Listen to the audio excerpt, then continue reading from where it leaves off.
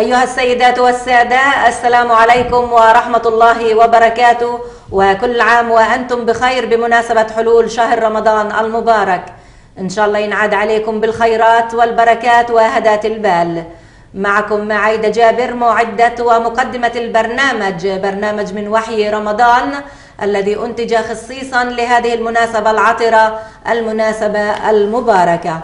ضيفنا في استوديو تلفزيون بانيت فضيلة الشيخ محمد كيوان أبو علي، رئيس نقابة رجال الدين المسلمين في البلاد وإمام مسجد أبو بكر الصديق في بلدة مجد الكروم. أهلا وسهلا بك فضيلة الشيخ أبو علي، بارك الله فيك وجزاك كل خير. وإياكم، أهلا وسهلا بكم، شرف لنا أن نزوركم وأن نكون معكم في هذا البرنامج المبارك، فحياكم الله وجزاكم الله خيرا. شهر رمضان شهر الرحمة والمغفرة، شهر العبادات والطاعات، وشهر التقرب إلى الله سبحانه وتعالى، وشهر التراحم وشهر التوادد. قال رسول الله صلى الله عليه وسلم: إذا دخل رمضان فتحت أبواب الجنة وغلقت أبواب النار وصفدت الشياطين. إذن فضيلة الشيخ، ما هي شروط الصيام وما هو الصيام؟ وكيف يثبت هلال شهر رمضان؟ وما معنى كلمة رمضان؟ ما شاء الله سبحانه وتعالى. أولا الحمد لله رب العالمين، والصلاة والسلام على سيد المرسلين وعلى إخواني الأنبياء والمرسلين، وسلم تسليما كثيرا. وبعد أتقدم إلى كل الأهل والأحباب المباركة، وأسأل الله عز وجل أن يهل عليهم وعلى الأمة جميعا وعلى الناس عموما هلال الشهر المبارك بالخير واليمن والبركة والسلامة والأمن والأمان والإسلام، وأن ينعموا بهذا الشهر في خيراته وبركاته، وأن ينزل الله تعالى عليهم سكينته بفضله ونعيمه. وبعد، فشهر رمضان المبارك أنزل الله سبحانه وتعالى فيه القرآن، وقال: شهر رمضان الذي أنزل فيه القرآن هدى للناس، وليس للمسلمين وإنما للعالم، كل العالم، هدى للناس وبينات من الهدى والفرقان، فمن شهد منكم الشهر فليصمه. وهذه الضمير المستتر ليصوم، يصوم شهرا كاملا. ثم بعد ذلك بين أن الصيام واجب على كل مسلم عاقل بالغ راشد صحيح مقيم.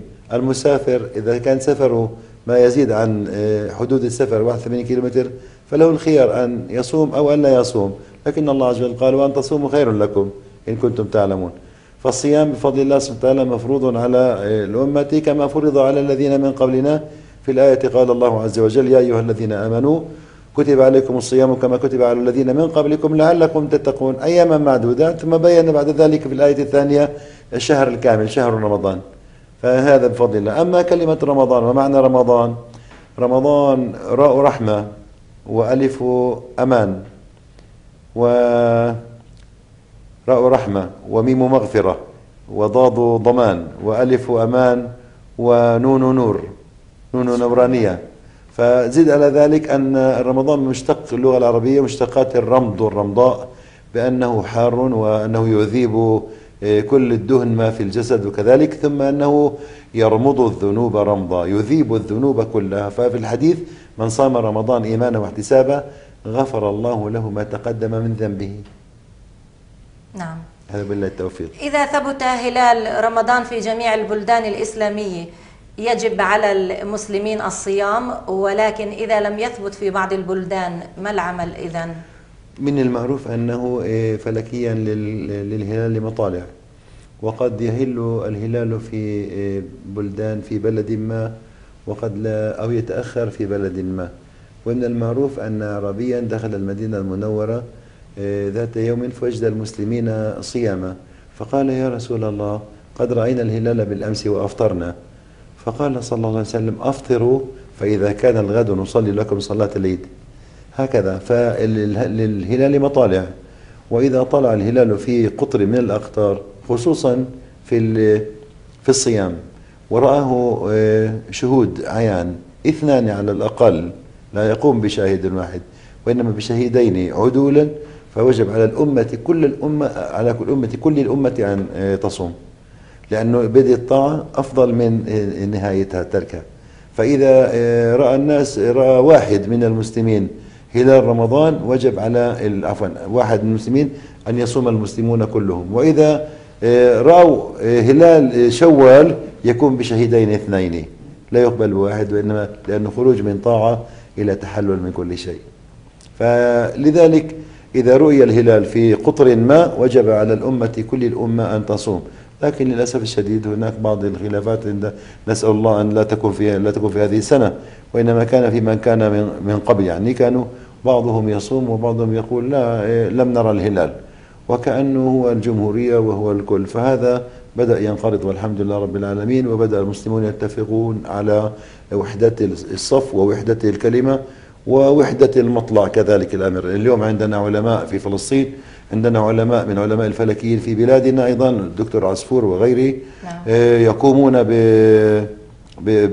برصد الهلال من موقعه في اللحظة والدقيقة والساعة، وهم يعرفون، نحن نعرف أيضا أن مدة توقيت ما بين المطلع والآخر بين 40-45 دقيقة، فهم يقومون برصد هذه المطالع ورصد مواقعها، ويؤرخون لنا حتى العام القابل فيما لو أرادوا لفعلوا ذلك، والحمد لله رب العالمين.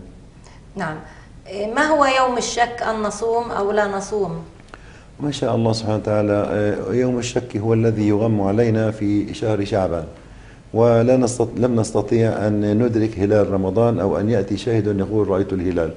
فبعض الناس يقول إذا كان من رمضان فإني صائم، وإذا كان من شعبان فإني صائم تطوعا، فهذا لا يقبل، هو يوم 30 من شعبان على الأصح. فلذلك نهى النبي صلى الله عليه وسلم عن صيام يوم الشك، لأنه إذا شك أو ظن أنه من رمضان فإنه يصوم وقد لا يدري أنه من رمضان، لذلك نهى عن صيام يوم الشك وتركه بالكلية. نعم. شكرا لفضيلة الشيخ أبو علي، وإلى اللقاء في حلقة أخرى يوم غد، صوما مقبولا وإفطارا شهيا. رمضان جانا وفرحناه بعد غيابه، وبقاله زمان لأنه معانا شهر بطوله، غنوا وقولوا أهلا رمضان.